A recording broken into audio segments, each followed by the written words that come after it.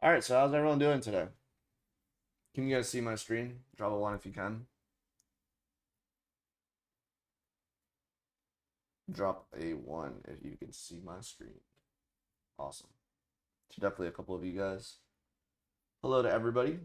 It's been quite some time, honestly. I'm really excited to stream today, actually. It's been quite the month, very active month to say the least for me in terms of trading. As the summer months basically start to, end and we get into fall volatility, this is generally this time that I like to dial in the most. So today I actually have not taken any trades. I had a later start to my day, but this month has been pretty fantastic, and I'm happy to say that I'm blessed. And yeah, we'll go over some of the things that I look for and how to be in a line. We're gonna build some layouts, talk about some live price action reading as well, and go from there. If you guys have any preliminary questions or things that you want to talk about, then just drop them in the chat and I would be happy to answer them either as they come or as they become more relevant with whatever we're looking at in price action. So, how's that sound for everybody?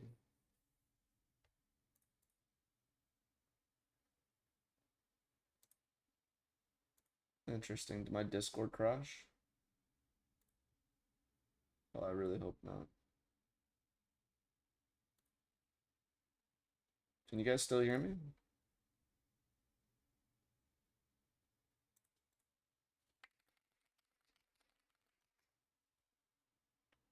Interesting. My Discord's just lagging big time.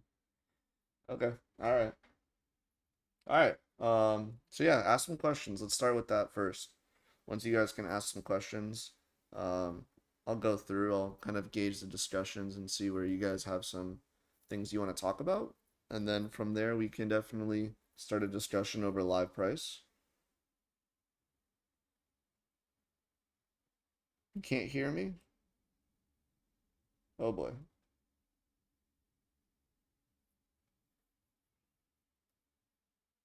Okay. All right, yeah. So ask some questions though. What do you guys want to know about? You want to see a review of price action? Do you want to go over a specific concept? Go over a specific tool? Build a layout? What do you guys? I want to tailor it to what you guys want to know about, learn about. We can go from there.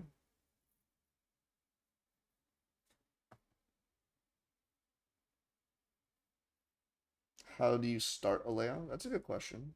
Can definitely go over that. I got a blank chart over here, actually, um, for when I want to build a layout. So we'll definitely get to that.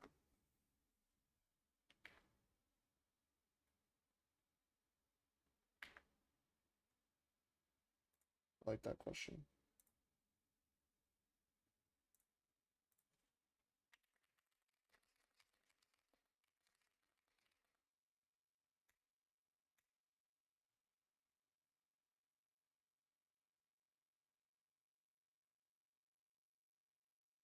That's a good stream that we can definitely talk about doing the news study for the monthly range. We can definitely do that as well.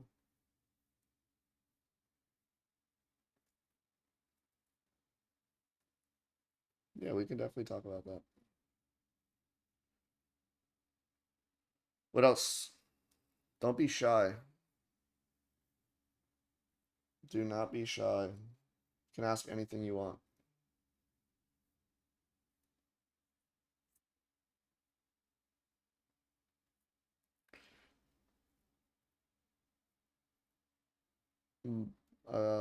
BL3SS is asking, where do you start charting? Can you get more specific about that? Flats. Um, do you always need the S&T combined with the PD array? And how do you trade when there are multiple different fair value gaps, bullish or bearish continuations?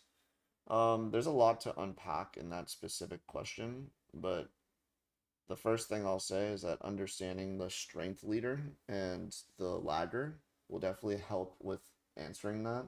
I don't always require SMT to be inside of my trade criteria. And when there are multiple different fair value gaps, bullish or bearish, then you really just have to understand the time frame that looks the cleanest. That's like the easiest way I can say that. When you have a time frame that has multiple fair value gaps in a leg, then I like to personally look at them as, you know, a larger liquidity void, right? And when you see something like this right here on the bottom left with the Dow Jones, this is a very large imbalance. Like, I personally look at that as a liquidity void, right? So if I go on to a lower time frame to this, let's say even a 1 minute chart, then you're going to see multiple fair value gaps lining up over here. And it's like, oh, which one do you choose?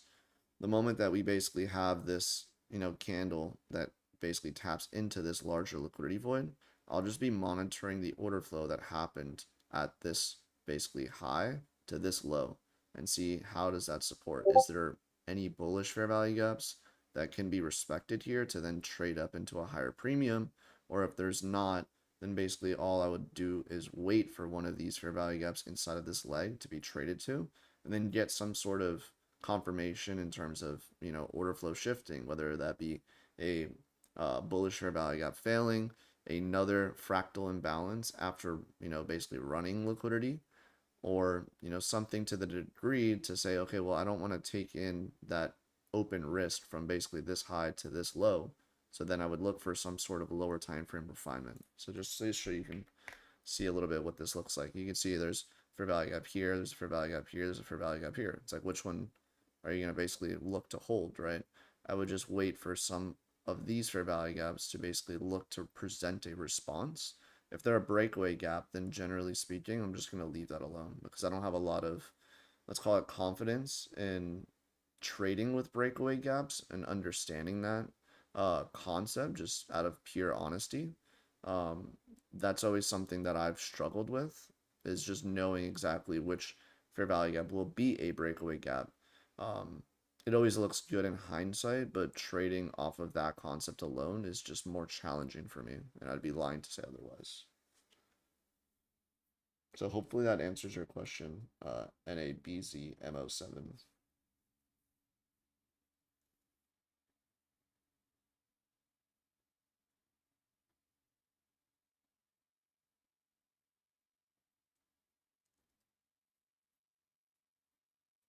Anybody else has questions, though, definitely don't be shy. Got some more people in here, so that's cool to see.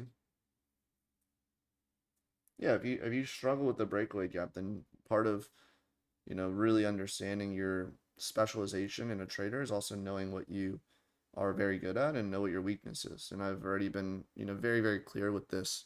My biggest weakness as a trader is understanding parabolic rallies and parabolic declines. And it wasn't until I read The Best Loser Wins by Tom Haggard that I understood really what was happening in my brain was just the supermarket mentality. Drop a one if you guys have ever heard of the supermarket mentality in trading, or if not, or not. Like, drop a one if you've ever heard about that. Drop a two if you've never heard about that.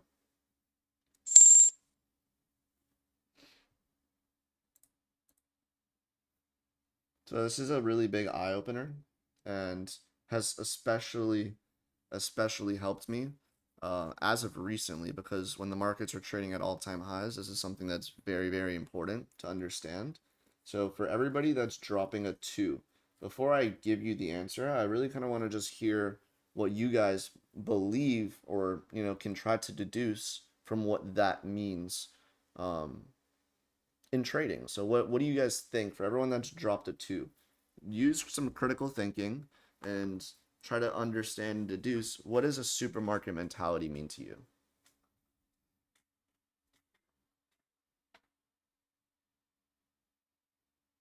Because if you just get the answer in life, then again, you're not necessarily fully thinking critically all the time. And it's very important that you guys can at least attempt to come up with some sort of answer so that your brain can connect what really the reality is of the answer versus what your mind can see. I'm a strong believer in that.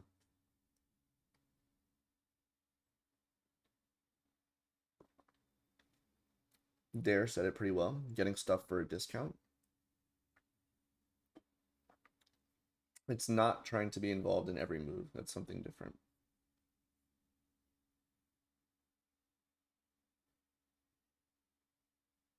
So the question is, what does a supermarket mentality mean to you for the people that have not read the book? The Best Loser Wins. It's it's a pivotal moment in your career, truly.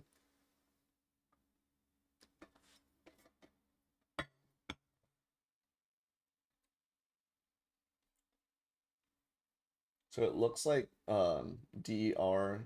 I don't know how to say your name correctly, but he said it um, pretty short and sweet, and I think that that's kind of one of the best ways to look at it. So what we're gonna do is just take a look at this right now. Everybody can agree that this is a pretty strong trend, right? Let's just say, for hypothetical speaking, that this high is the all-time highs. Okay? The moment price reaches an all-time high, this is again hypothetical, say that this is an all-time high. The moment price reaches an all-time high, every single price swing that basically goes lower is just inducing more people that are contrarian traders that want to go short, right? It's a natural human tendency to be able to think about selling high and buying low. And when, anybody goes to a supermarket, again, let's just use the example. You can think about Publix, Walmart, or any other large retailer that's available in your region to get food from. Sometimes they host something called, let's call it a buy one, get one free offer, right? Or they get a 50% off offer. And let's just say that you're buying, you can just make it as simple as you can. You could say it's toilet paper, or it can be a paper towel, it can be an everyday need or necessity. Most people, if they see, let's call it a buy one get one free or a 50% off offer, really what they would do is try to buy more of that, right? And in trading, it's a very dangerous thing, and I'll explain it to you, right? So it's like we can see that this right here is a very large decline lower, right? So before reading this book, I would already be looking at this to say, okay, this is in a deep discount, right? Relative to this trading range from high to low, right? But now, after understanding the supermarket mentality, there's a lot of people that will just see a large discount or a large displacement lower, and they'll ultimately just think that this is a good buying opportunity just because price looks quote unquote hypothetically cheap, right? And vice versa over here. Again, if this is the all-time high, this looks hypothetically expensive, right? Relative to this trading range. So the supermarket mentality is a concept to help you understand that when price goes aggressively lower or aggressively higher, the supermarket mentality will say, okay, well, I want to avoid something that's basically expensive. But what is quote unquote expensive is, let's call it, into your own perspective. Because if price is trading above this all-time high and every single down close candle is supporting price as they run up, right? This is just efficiently delivered, right? And most people that again have that supermarket mentality will be afraid to basically buy anything that's basically looking to be perceived as too expensive. And again, they'll be more inclined to say, okay, well, this is buy low, sell high, right? And this book has again transformed the way that I would view price, because as parabolic rallies and declines being one of my largest weaknesses as a trader, it helped me understand to say, okay, well, I'd rather just be surprised with a reversal, right? And just play the continuation of what's actually being presented. So instead of this being hypothetically expensive, I would just say, okay, well, prices just run out liquidity, hypothetically an all-time high, and it's just supporting the delivery, right? And over here, this is a parabolic decline, but again, this is a little bit different because there's no actual order flow that I can be looking to be confident in a delivery lower. So hopefully, drop a one if this made sense in terms of an explanation. I'd be happy to also find more examples of this so you guys can understand it. But when something is just going up, that doesn't mean sell short by any measure, right? And that used to be me as a trader, where I would say, okay, well, this is gotta reverse, and I'd take the contrarian opinion and say, okay, well, they always said to, sell high and buy low, but in reality, it's a very dangerous thing, especially when order flow is going against you, right? So for everyone that dropped a 2, have you guys ever found yourself victim to basically hearing this type of, let's call it voice in your head about saying, okay, well, price is just going up and it just looks so expensive. Why would I buy it? Right? Or price is going down so low. Why would I sell it? Right? And there's a lot of people that, again, before reading this book, The Best Loser Wins by Tom Lagarde, would really adopt that mentality. And that's called the supermarket mentality, is that you want to avoid buying something that is too high at a supermarket, and you want to buy more of something that is at a discount or at a really good offer, right? So yeah, that's kind of my explanation to that. And when you're trading at all-time highs, that's even more important just to keep in the back of your head, because what all-time high trading does is that it induces a lot of people to just be contrarians when they don't engage in the actual real delivery of going higher. And that switch of the mentality to say, hey, listen, I've either missed the move, is more of a maturity thing. And to either go with the trend is also just trusting the fact that other people are going to adopt a supermarket mentality and they're going to look to sell short. And those are the individuals that will be providing the liquidity when price goes above swing highs, right? So again, I'm totally upfront and honest. I used to be that trader where to say, okay, well, price is going up higher. Oh, it can't go any more higher. I'll sell short. Oh, I'll sell short more again, or I'll sell short more again. And then what ends up happening is that someone will just try to just average into a loser, which is again something that Tom Lagarde says, really that he hates to hear, and also is one of the leading causes of people to blow their account and become a less of a trader than they really should be. So by adopting, and understanding how traders will take the supermarket mentality, and you can go against that, could be a very, very powerful concept to attack as a trader. So let me know if that's made sense though, because it's a very, very, very important, topic, especially when you're getting an all-time high territory of trading.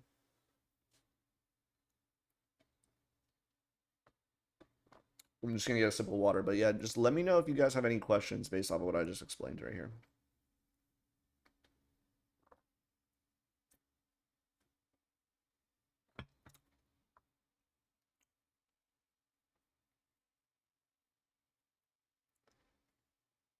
And Dare, you have a question to basically say that you don't have the confidence yet to scale into winners as Tom. I would say that the largest reason that people feel this way ultimately is that they're too concerned with their average price. I think that that's one of the leading causes for people to avoid scaling into a trade, because when your average price is, let's call it, a significant distance away from the market, and you look to add to that trade, it's like basically almost giving up a position, right? And ultimately, I think that that's a skewed mentality, because when you enter a position, and let's call it your stop loss, excuse me, your stop loss, or your entry point looks hypothetically safe, that's just it's trading based off of emotion and not through a rational decision. So when people, what's going on, Colin? Um, when people scale into winners, I believe that that's the largest thing that holds them back, is being too obsessive over their specific average price. And when the market is constantly moving, that's something that you want to avoid, right? Like there's some people again that they find more success in their own trading by just having one entry, but there's a lot of people that again have even talked about success. I know JCap's one of them. I know him personally. A lot of his edge actually resolves into scaling into winners and just being able to manage risk accordingly, and offer, when the market offers you the ability to see a position where you can add into, that's a very powerful thing, because you're basically expanding your multiplier and the reward to your risk. And instead of, let's call it, one trade panning out for, where you're risking $1 to gain $2, right? If you start increasing and averaging in correctly, then your position could easily double or triple in value without actually adding more risk.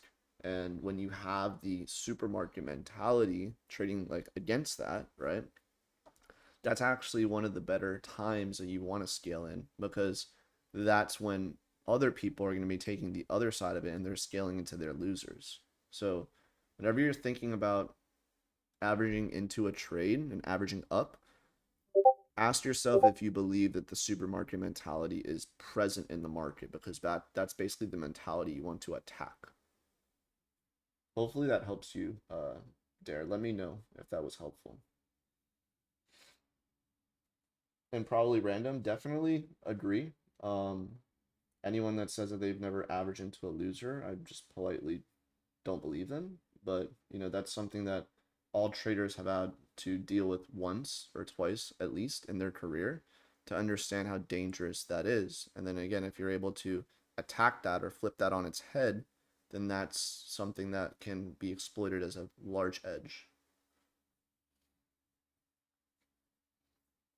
Random saying, I personally don't like trading all-time highs. I'm a sell-side MMXM trader in the main. Any further tips on all-time high scenarios?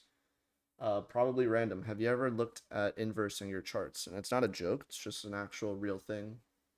Have you ever tried to do that? Going over here and just inverting it? If you like to be a sell-side trader, just invert your charts. Bias is just a perception of what you look at through the lens of your own eyes, right? So if you're looking at saying that you prefer, let's call it shorting or being on the sell side of the curve, well, if you invert your charts and just say that you're following order flow on one side of the delivery of the curve, then look what happens. So if you're ever too one-sided biased, don't be afraid to invert your charts, right? That can definitely help out. And also specifically the supermarket mentality, I would definitely say that helps really understand whether or not you're favorable on the buy side or the sell side of the curve. That can just be really understood by understanding true trend and order flow, which I will definitely say that the markets do consolidate more than they trend, but it's the days that individuals are very, very good at trading consolidations and then a trend appears and then that's when they get hurt. And I'm talking that specifically based off my own experience and how I've been as a trader. I personally prefer consolidations because I believe that it's easier controlled chaos, right? But chaos can also be interpreted as a very strong trend as well. So as a trader, a lot of people, specifically even in the ICT space, they'll, let's call it talk bad or talk smack about EMAs or moving averages. But when you're actually in a true trending environment, it's actually one of the most powerful indicators to just use as like a tool to just say, okay, well, like the trend is just still your friend, right? And when the market does this, let's call it 30% of the time, you got to be able to adapt. And that's why we always say is that one trading strategy will only also fit one specific phase of delivery and price. So if you're a turtle soup trader or a rejection block trader, then you're going to really like consolidated markets. If you like looking at fair value gaps and order flow and bullish order blocks, then trending environments are going to be a lot easier for you and also be able to hold your winners longer, because when you enter a position specifically in a trending environment and you use a PD array that's inside of the middle of the PD array matrix, then it's going to end up actually extending far more than something that's in a consolidated market. So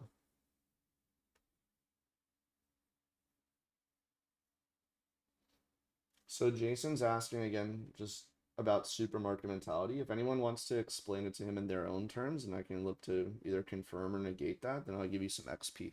Because that'd be cool to just show someone that you were also able to interpret that to your own perspective and then be able to also learn that, to be able to also just pass it along, because I personally believe that all traders should read that book. If I read that book a lot sooner in my career, I would have blown far less accounts, and that's just straight honesty.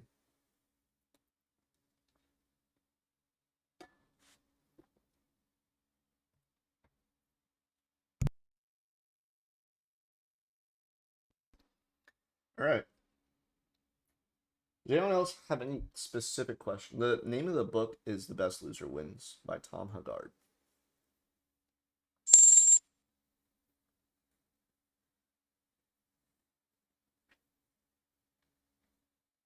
There's the book. Asha Trades has definitely taken a photo of it. Gem of a novel. Yeah, so Jason, if you're halfway through the book, you're very likely probably going to reach that supermarket mentality chapter pretty soon. So definitely keep reading.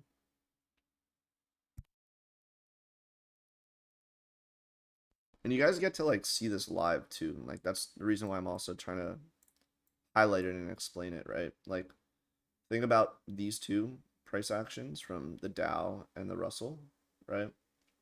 And you can see again like very large displacement lower. Like anybody that's going long from basically this point where they basically see it to here, like look how frustrating that is. Regardless if this turns around, this is very frustrating price action. Same thing here, right?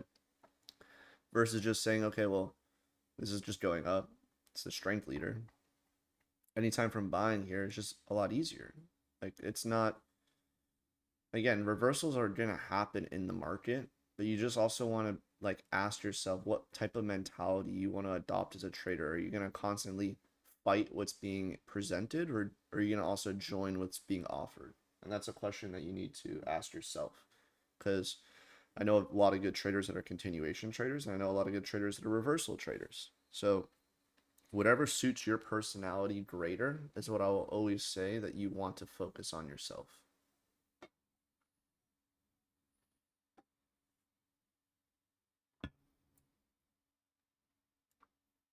All right, so that's some good psychology talk right now. I do want to go over this because I did mention this. We can just start a new layout for this. This is a really important thing because you guys will see this happen again. This is definitely not the first time you're going to see this. So just take a look at what I'm saying here and let me know how this is for you guys. If you guys saw none of this, right? Let's just say we saw only from basically the open of the day till Asia. Would someone say that this is consolidated or trending environments? We'll walk through it as a quiz together. Let me know, does this look like a consolidation or does this look like a trend? So that could be fairly answered pretty easily by most people, right? You can say this is a trend, right?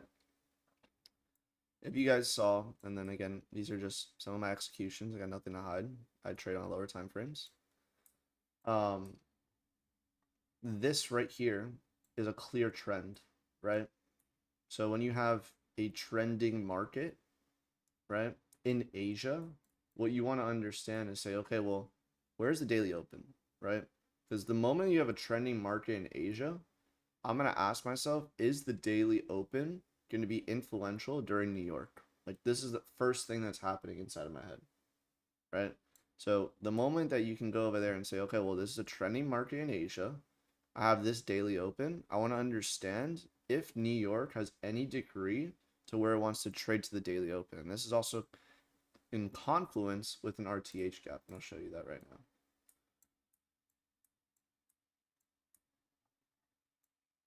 So you see how basically the closing price here, and we just gapped up today, right?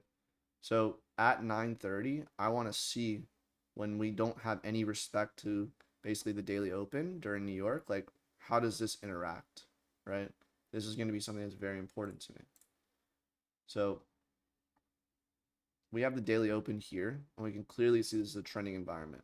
The second thing I do is also understand the London session, right? So you guys can see right here, I use 2 to 5 as the London session, right? And I'm going to see, okay, well, where is the order flow interacting, right? Like, how are we going to basically say that if we're in a trending environment, what's going to be influential during the London session, right? London Open basically moves lower. You have a raid here. Someone can qualify this as an inversion. This is basically your typical inversion model, right? And you have a rate of liquidity here. You have an order block, and this is beautiful respect right here. So if you're in a trending environment, this is a beautiful opportunity, and you could even extend this down. This is a balanced price range because you have a SIBI and a BISI on both sides, right? And we can zoom in. So this is a beautiful opportunity during London Open, right? And it also occurs right at the start of a macro, right? You also have a subsequent inversion here and also another fair value gap.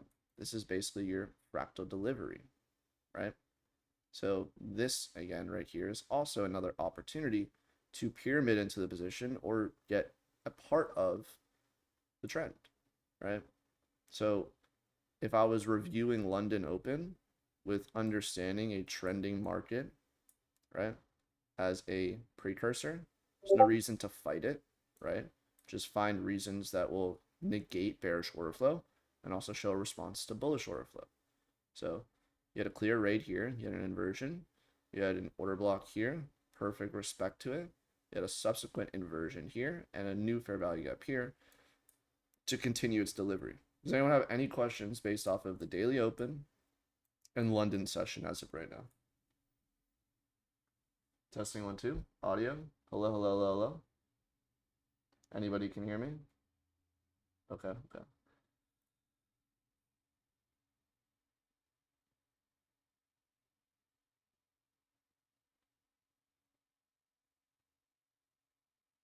Yeah, that's an awesome explanation time. It's great.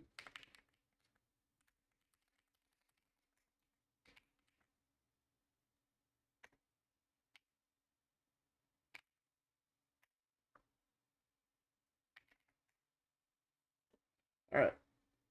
So yeah, that's an awesome explanation. You gotta use some XP. But does anybody have any questions based off of London Open from what they see right here? Does this make sense to everybody? This is very, I'm not going to call it basic, but very rudimentary concepts from ICT. Understanding an order block, understanding a fair value gap as an institutional order flow entry drill, looking at down close candles that once they're closed back above to find support, right? And then basically a time of day exit where you again and then see from 5 to 7, which is just basically deemed as a consolidation for London lunch.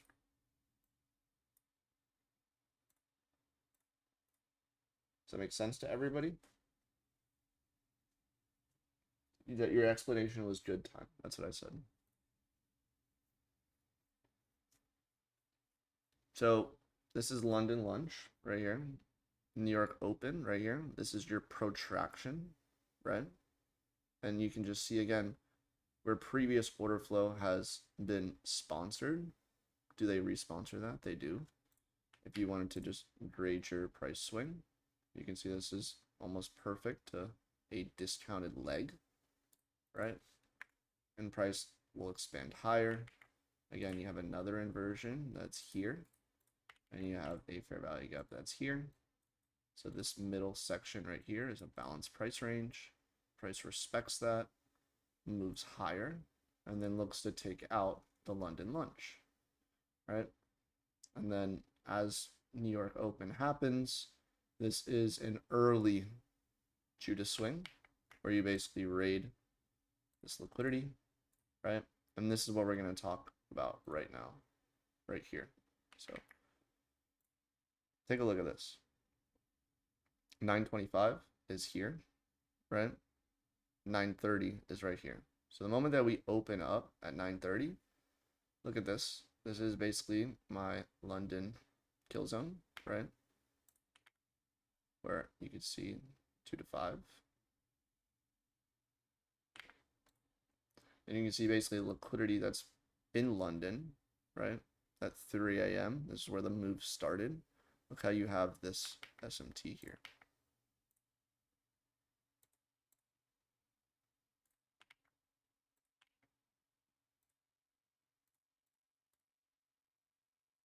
And then if we go all the way here, 2 to 5.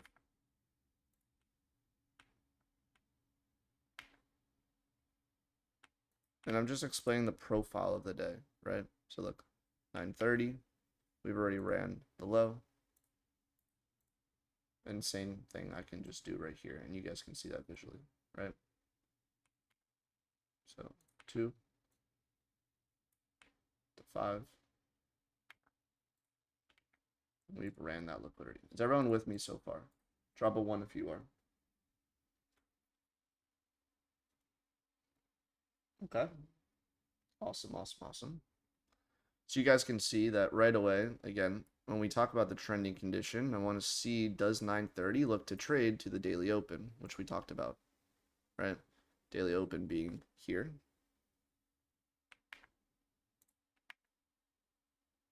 And you can see right here, daily open.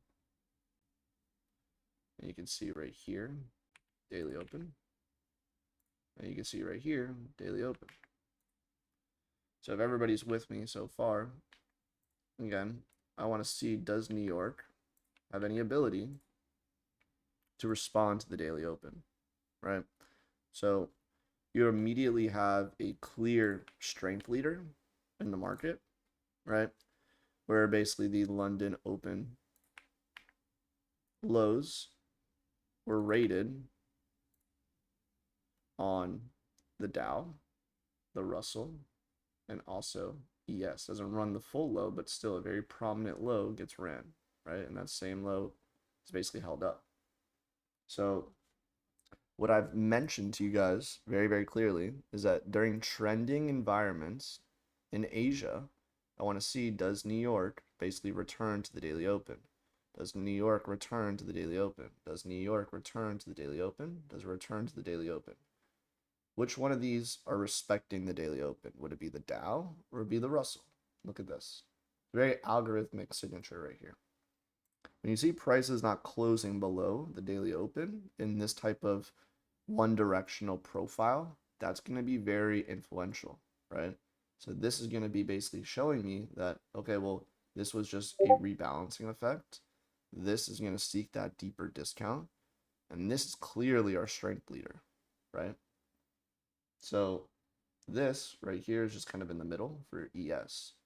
So if this is making sense, then I would love for you guys to let me know.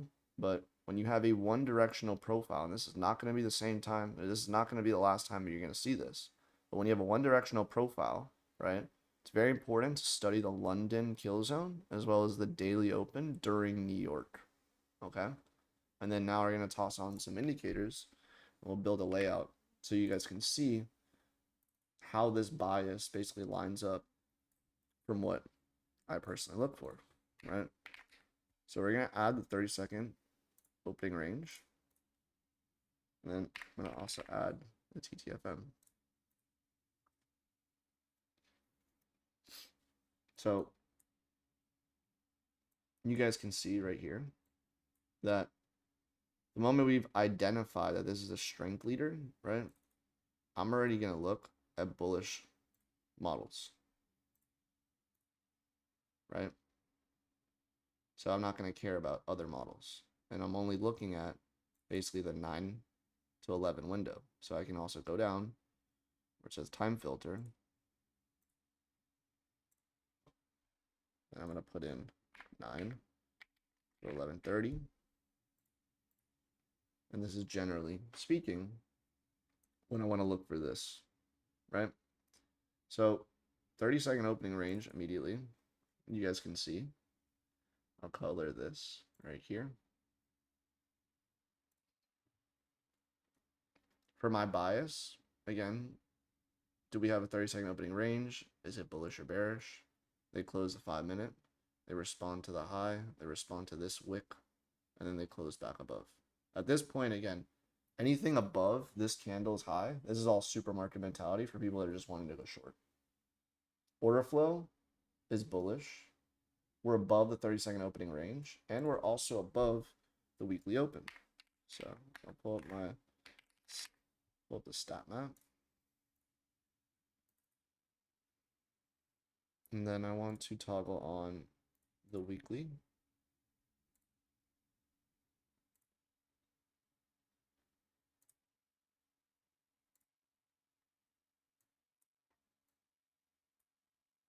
And you guys can see. Let me just clean this up.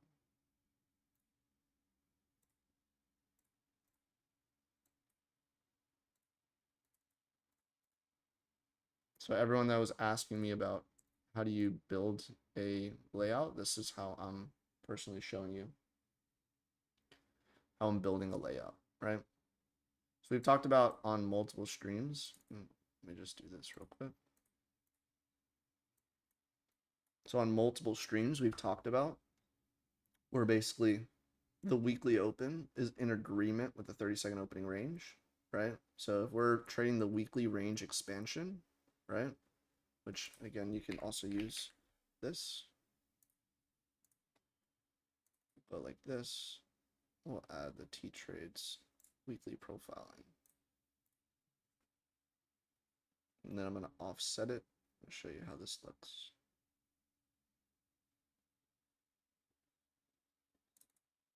So I'm just going to add the weekly candle since we're on the first day. I'll just do this. And then I'll increase the offset. So what I just did is I am putting the power of 3 to the weekly range. And I also am now offsetting it so that it doesn't basically overlap with the T-Trades fractal model. So you guys can see again, this is the weekly candle, right? We opened up here, very, very small wick lower. So if we're trading the weekly range expansion, right? This 30-second opening range is going to be in agreement with this. So the moment that, again, we close this, and you can do this on a 1-minute basis, 5-minute basis, whatever you feel comfortable with your own risk tolerance. We're already at this point right here at 9:35, we're already bullish, right? Based off of the weekly range expansion, 30-second opening range. We close back above here and we now have a valid change of state delivery. And all of this again is now anticipating the T-spot to form that lower wick of candle 4, right? So once you guys can see this again, okay, well, this is also the stat map for the weekly range, right? If we're bullish, I'm already anticipating that this weekly manipulation will look to either get traded through or have very shallow retracements after responding to them, right? I'm not going to anticipate on a bearish week, I'm sorry, on a bullish week to have a bearish manipulation look to go all the way lower. Does that make sense? So I'm utilizing the stat map for the weekly range so that I can understand, okay, well, here's my weekly open, here's my weekly manipulation. I want to see price trade through this and then ultimately target weekly distribution, right? And I'm not saying this has to go to it today, but that's the draw of the weekly candle based off historical averages. So that's the precursor of what we can look for here. And then we can toggle on the 4-hour. And I personally like looking at the last 3. And you can see right here that price, after it responds to this 4-hour manipulation, price is going to break this. If it breaks this and all of our biases are there, then where are we going to go? 4-hour distribution. And you can already see that basically the 10 o'clock candle pretty much then respects that, right? So again, you don't want to be buying at this 4-hour manipulation right here when you're bullish. You want to see any retracements lower from that and then look to get on side with order flow. So this is how I've already built a layout, and you guys can see it can get a little bit messy, but this is how I'm personally viewing price. And then you can see how incorporating some of the Toodegrees tools, you'll get a cleaner lens on what price is looking to do, right? So again, just to show you guys how we built this from the start, I'm knowing that this is a one-directional profile, right? We already said that I want to see the daily open, I want to see the SMT there, I want to see the SMT through the London session, right? So we could also toggle on the liquidity depth. And you guys can see I'll toggle on the one setup for life liquidity, which is OSFL. And you can also hover over this, and you can see the specific times that are chosen. So you have the Asia from 20 to midnight. You have 2 to 5 for London, New York AM 9:30 to 12, lunch 12 to 1:30, and New York PM 1:30 to 4. So I'm going to go ahead and just turn off the depth so we can just focus on the session liquidity for right now. These are useful, but for other specific profiles.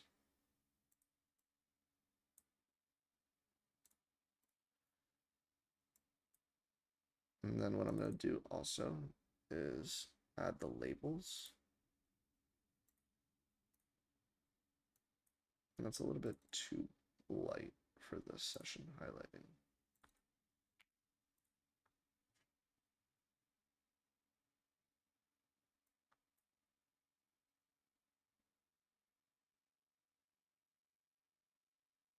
So you guys can see London low, London high, right? And what I can do is just toggle on this. I'll just put this on all of the tools here. And you guys can see, just turn off the DTT for right now.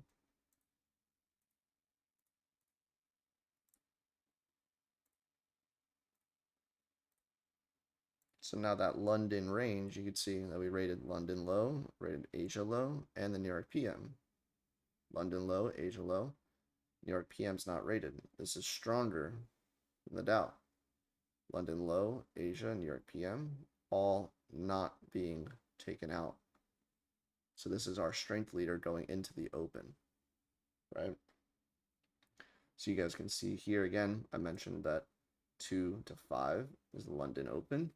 And we don't necessarily have a clear SMT from the entire session, but this prominent swing that started this entire rally is something that you still want to be mindful of, right?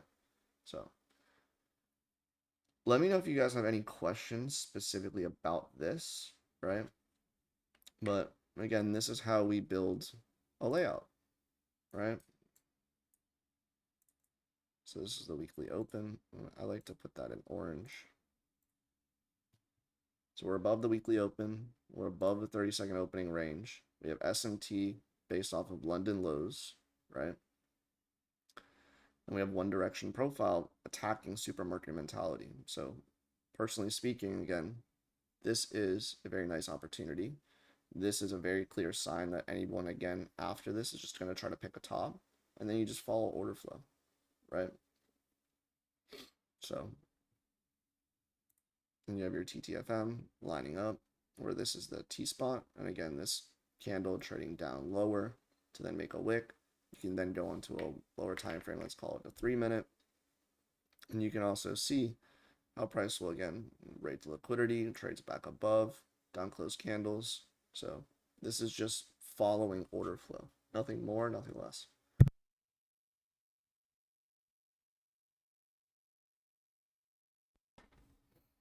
Right. And again, if reversals are going to happen, like again, that's just what your risk management entails, right?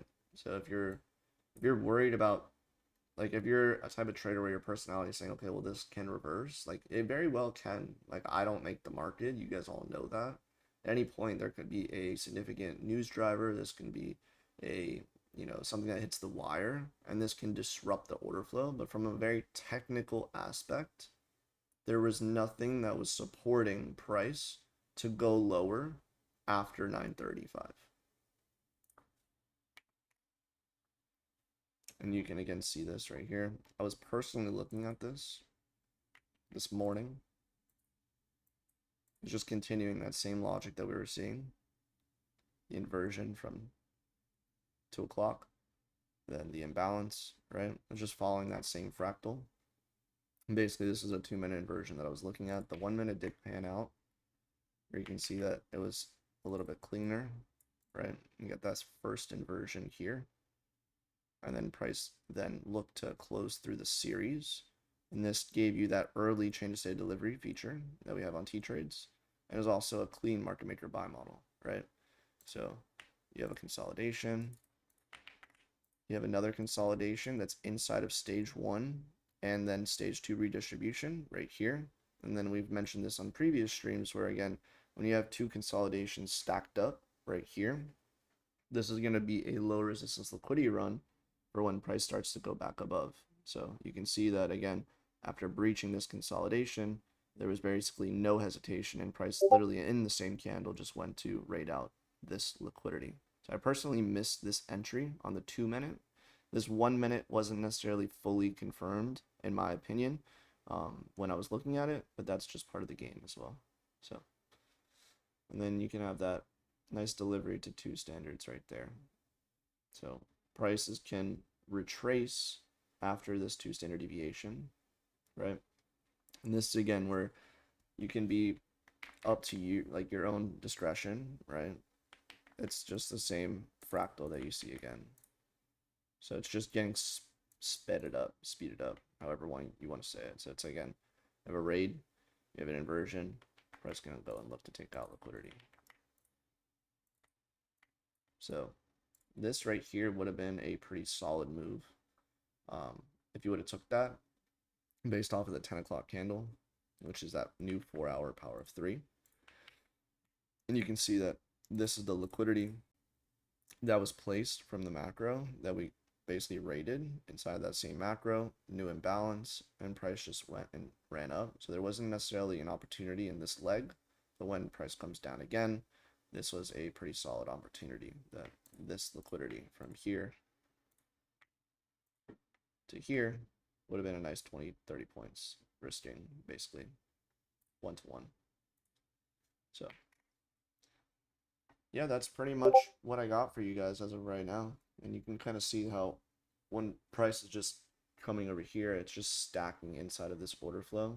So this liquidity is likely going to be attacked, but that doesn't mean that I would sell short to go over here because, again, there's nothing fundamentally, specifically with interest rates, or technically based off of order flow, that's showing me that I would want to take that, right? I would counter the weekly open. I'm also counter 30-second opening range. So that's not a specific trade setup that I would personally like to see.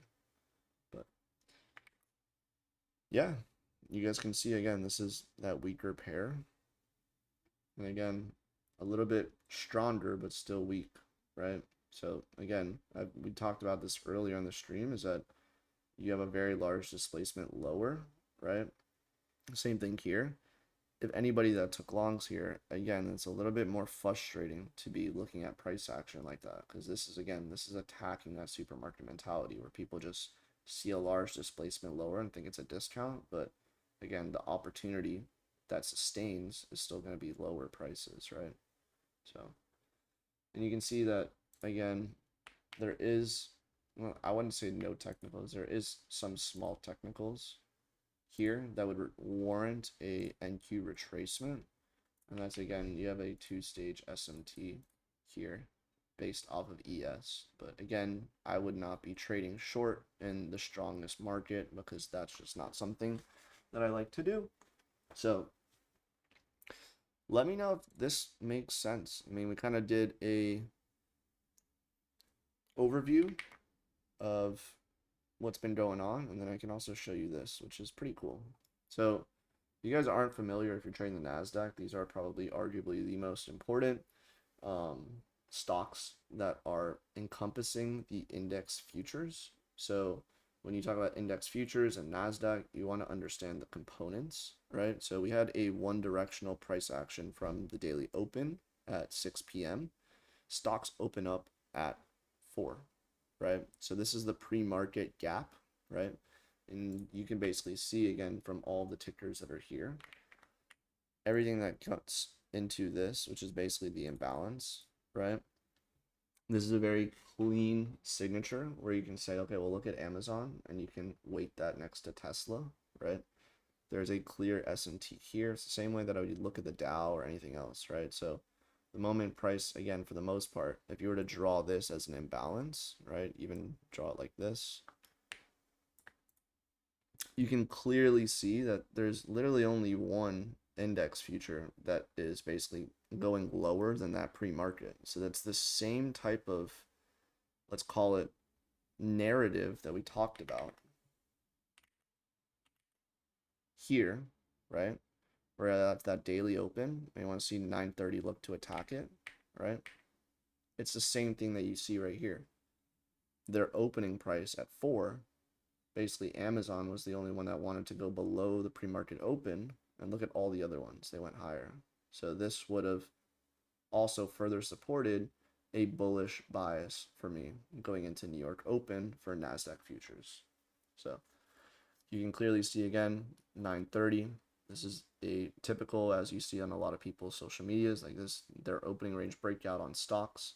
Tesla did that, Nvidia did that, and you can see that the others were basically either consolidated and or just went into their own respective curvatures. So yeah, that's pretty much the overview. So I don't know if you guys have any further questions, but that's really what I got. Hopefully I answered most of your questions. I know that Time wanted to go through a little bit of the monthly range with the economic calendar, and I can show you how to build a layout and also talk about that a little bit. I think that's the only question I did not answer.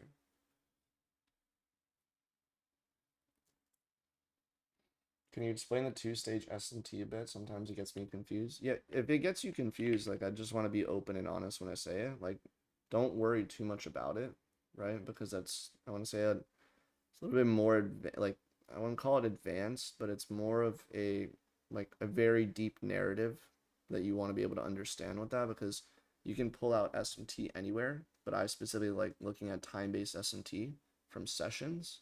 I think that that's one of the strongest SMTs. But again, if you're looking just to like ask a question about it, again, time-based S&T, again, London, and then you have your New York, right? So we're going above London here, but again, look at the time of that happening. That happens during London lunch, which then causes this retracement. And then during New York AM, you can see that New York AM had not gone over any of that pre-market trading in ES. So this is what I would categorize as a stage 2 S&T, which again is, it's going above London, right, which basically happens here, but then again pre-market they make another high, they do that here, and then New York AM again it does another high, and that doesn't happen here. So I probably would resort to telling you to learn from a Fees or the MMXM Trader in regards to two-stage SMT. I think they do a wonderful job explaining it. Two very good traders.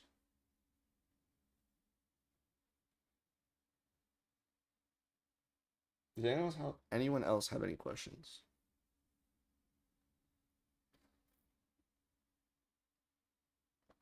Hopefully you guys found this insightful so far.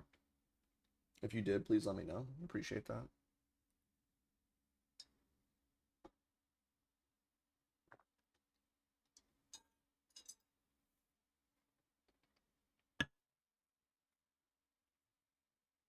Awesome. Time has a question here that maybe I didn't. What term would you use for this? If hidden SMT doesn't represent this correctly, what would you call it? Like the Russell? Yeah, I would just say that that's just based off of looking at like time-based levels. Like it's still quote unquote an SMT. It's just not through price, it's through time. For crypto, I would definitely look at a stat map. Stat map does well in crypto. Probably see that right now.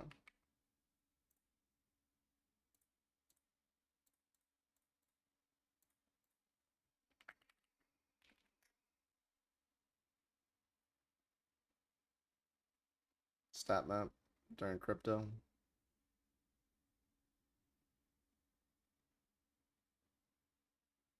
It's pretty big pump on the open, honestly. I'm gonna look at Ethereum too. You have that SMT right there. You can already see that. Look how you have basically 4-hour SMT here on Ethereum. If I go back to Bitcoin, look at this low. 4-hour low. Relatively equal, if not a tick lower. And Bitcoin was in that strength. Reclaim the 4-hour open expansion. That's very nice, actually. Very, very nice.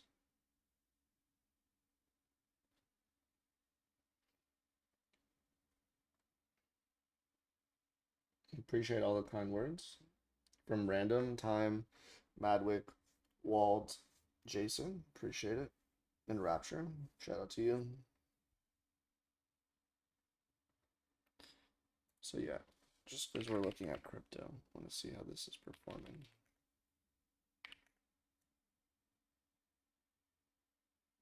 Like I said, if anyone was on that stream with Picasso, I mentioned that this is going to be very influential right around here. You guys can go back in the recording. But this was pretty much absolutely beautiful. Consolidation, redistribution, redistribution. Another consolidation, redistribution, redistribution, lower. 2 consolidations, low resistance liquidity. After we breach this, should be one way to this. And that basically happens. Consolidation, manipulation, distribution. You have a perfect A and D here, and then reaccumulation here in previous areas of redistribution. Reaccumulation at previous areas of redistribution. Just takes off. Absolutely wonderful depiction of a market maker model. All right, I think I still have, I still have this. Let's see, from one of the earlier streams, and I'll end with this. Let's see if the indicators are still up on here. Yep, there should be. It's an older layout. Oh, that's a lot of fun.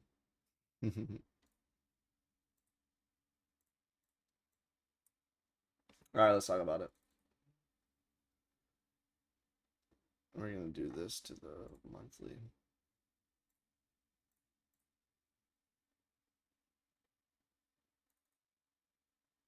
And I'm going to turn off this dealing range right now. Load this. All right. So monthly candle, right?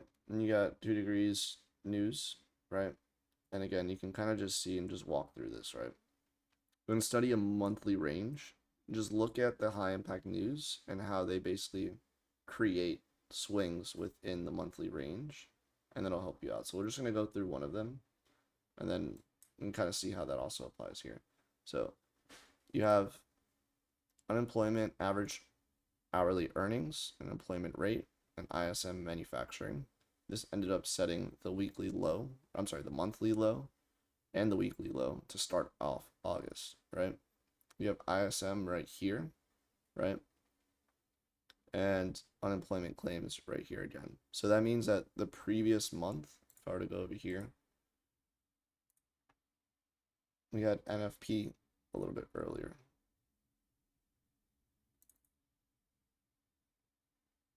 So this is your NFP on the start of the month, right? So this is that monthly Judas right here, ISM. And I'm sure if we went through and looked at YM, ES, or the Russell, we would also probably see some of that SMT. Let's take a look.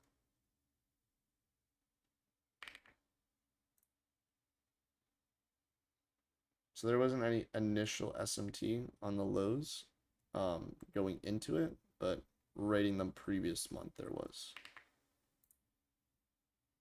So you can see previous monthly low intact on ES. They ran it on the Russell and Q clearly above.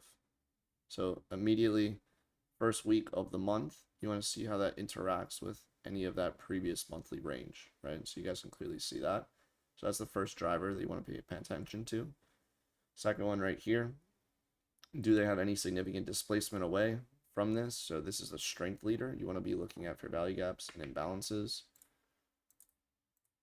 4-hour chart, beautiful respect, inversion, we're going higher. Order flow, it's the same thing that you guys just saw based off of what we saw in London Open, right? So ISM, again, unemployment rate, PMI right here, price goes higher. We have another unemployment claims. This basically sets a pivot into where? To this volume balance from the previous month. Likely probably have some sort of lower time frame reversal signature that you see here. We have another inversion here, but it taps into an imbalance. So if they reclaim this, we're still back bullish. Price comes back here. CPI, it's basically the expansion. We talked about this all the time.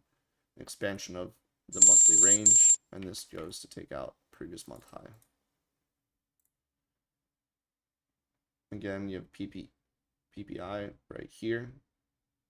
So this is, again, just tapping into another imbalance. Do we set a swing? Do we have any type of inversion? That's here. Price closes through there. We're now bearish until we flip. And you basically can just see that these are just middle of the month drivers. Another order flow signature right there.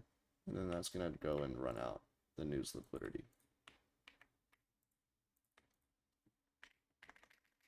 So that runs out the news liquidity. And then do we reclaim?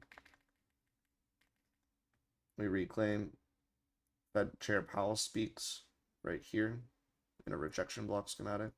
I've mentioned this on previous streams that during specific Fed chair speakers, there's going to be consolidated price action, and they're going to look to raid liquidity. So I can almost guarantee, which we can test it out right now. Let's do this. If TradingView wants to cooperate. Let's see some S&T. So let's do ES, YM, Russell.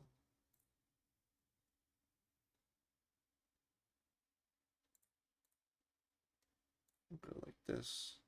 Interval, time, date range. I don't want to see this. Go to replay. I'm going to exit this real quick so they can all go to replay, all charts.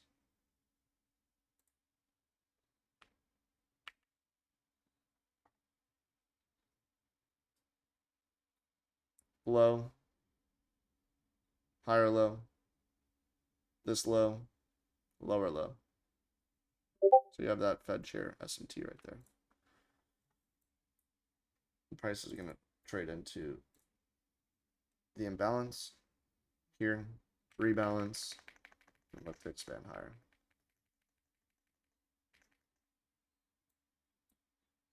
And then you basically have unemployment claims and core PCE to end the month. So this was a monthly range engineering, and hopefully that was somewhat insightful to you guys. So first week of the month, you want to see monthly opens, monthly lows, if there's any S&T there.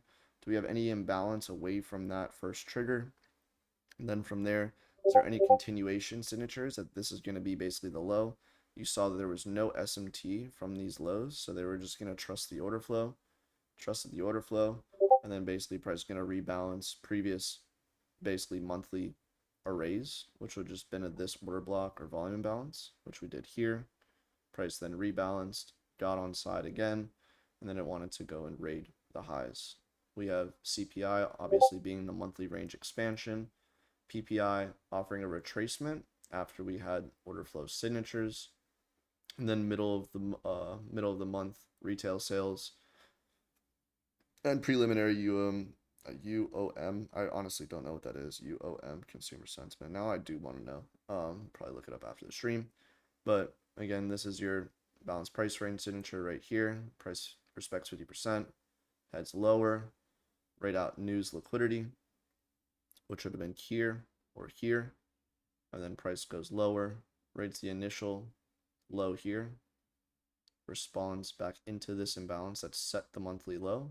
We had SMT here that we just saw from the Fed chair, and then basically just ending out the month to then close for a open, low, high, and then close. Is this insightful to anybody? Do we want to do maybe one more? Do you guys have any other questions based off of this? This is a really helpful layout. It can just be done with just understanding monthly candles and the news calendar. Just that like higher time frame mapping, if that makes sense.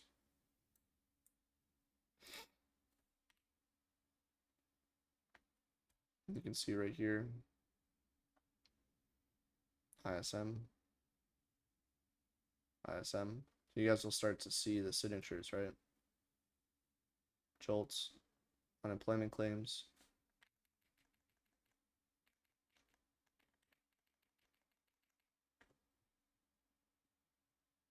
Core PPI before CPI. You have CPI here, monthly range expansion, preliminary, middle of the month, retail sales, creating a pivot.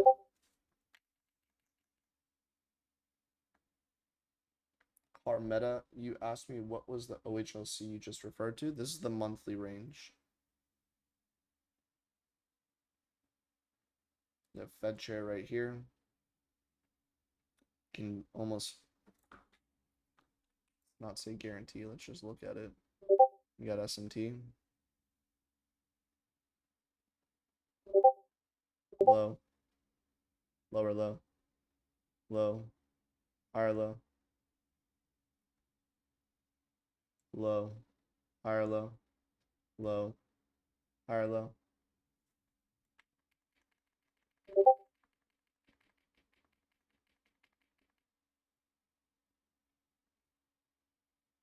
Middle of the month pivots, Fed chair, unemployment claims. And here we are. So yeah, on a 4-hour chart, clearly we have S&T here. Rated that into an imbalance. If you guys don't know that trick, it's just scaling your price charts. We have another clear S&T. All right. Well, I think that's a good stream. I'm happy about it.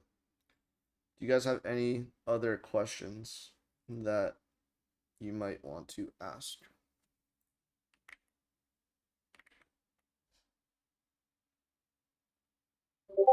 Here's that lower high, rating the London low now. Weaker than NASDAQ. Supermarket mentality affected. Still a little bit stronger than the Dow. So the Dow clearly the weaker pair today.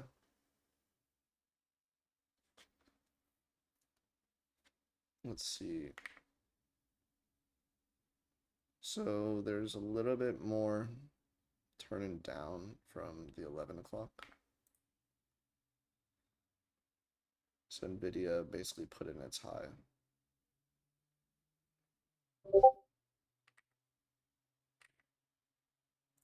Let me go back to this real quick. Now I'm just looking at price with you guys for a second. Can do some live tape reading. It's a beautiful depiction of the stat map right there.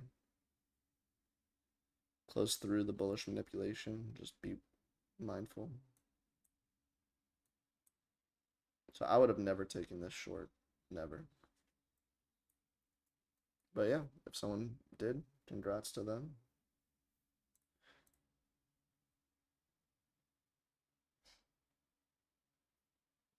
Does anyone else have any other questions?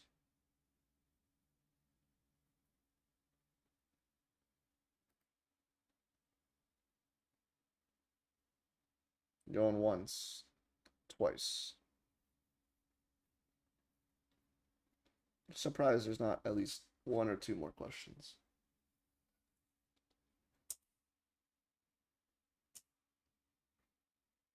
Really? Not one or two questions anymore? Nobody? Bueller.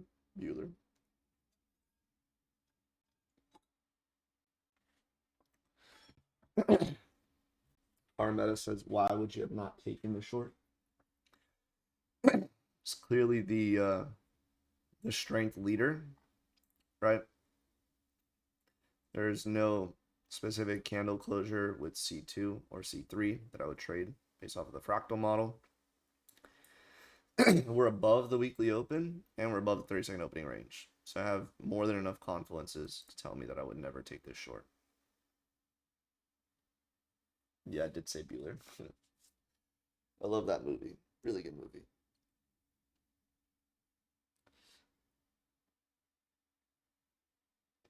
So yeah, Carmeta, if you wanted to engage in shorts, then YM was the weakest one. You can see that here. 30-second opening range, large displacement, 4-hour stat map. That's beautiful. Price rates out liquidity. We basically just talked about this. I don't know which imbalance is going to hold. We literally did speak about this. I want to trade into an imbalance and negate bullish imbalances. That would have been here. So from 1050 macro short down to the previous opening range, that would have been a decent short right here. From 530s down to 460s. That would have been a nice short.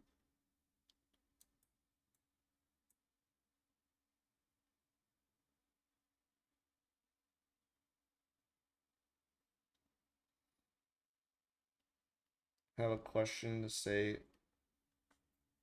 I had one more. It's often subjective as to what fills a gap and mitigates its use. Would you say that fair value gaps are filled and unusable, even slightly wicked, or when CE is reached? It's a good question. I mean, me specifically, I like looking at, let's call it quote unquote fresh fair value gaps, like fair value gaps that have not been traded into. But if you're under a larger dealing range, then you can still use previous imbalances from other curves to just have insights too. So that just, it's kind of your own, let's call it personality. But I view these with a lot more ease, like more fresher fair value gaps, if that makes sense. And I know ICT has plenty of videos. He's like, oh, there's no such thing as a fresh fair value gap. You could be reusing them. But I personally have not had more success with using mitigated fair value gaps as I have in reading order flow with newly created imbalances. So that's something for your own study. If you find that you want to look at fair value gaps that have already been traded into, close through the 50%, that's your own study. But I just know from my personal nature that I like looking at newly created imbalances to monitor order flow. Does that answer your question?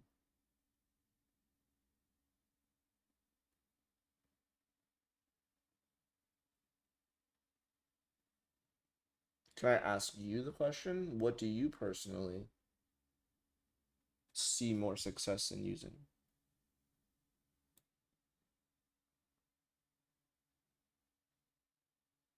Because at the end of the day, it's about what makes sense to you, not just what other people say.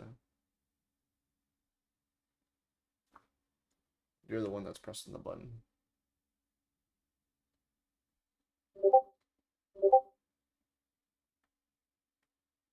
We do have another stream on Thursday.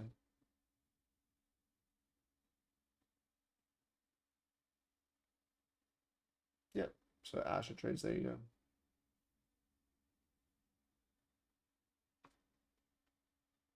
Well, no strategy is 100%, so there's always going to be models that quote unquote work against you. You just have to manage your risk. That's what the game is literally all about.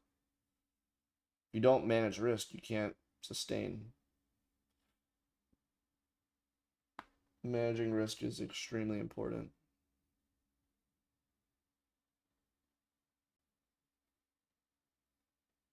Does anyone else have any questions?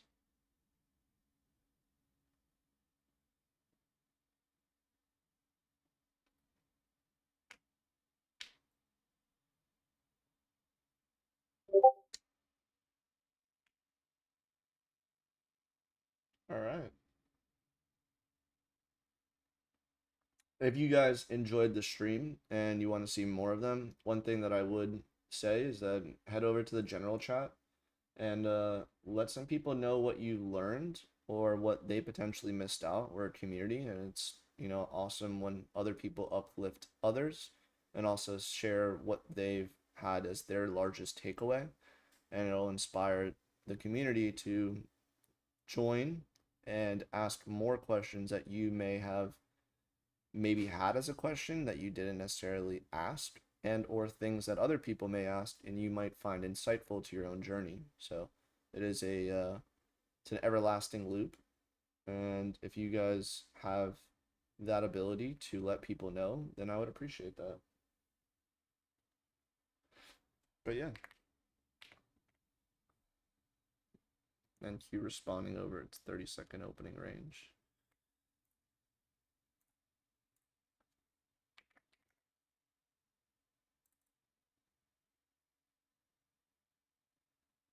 I mean, you gotta love that. It's pretty cool to see. All right. So yeah, if you guys have any other further questions, let me know. Happy to answer them in the general chat. If you need any personalized assistance with any help, then you could always open up a ticket in the 2 Degrees Escape Discord. All right, that'll be it. You guys all have a wonderful rest of your day ahead. And we will be talking on Thursday and maybe sooner in the Elite chat if you guys are an Elite subscriber. So we'll be talking soon. Take it easy and be safe. Bye, everyone.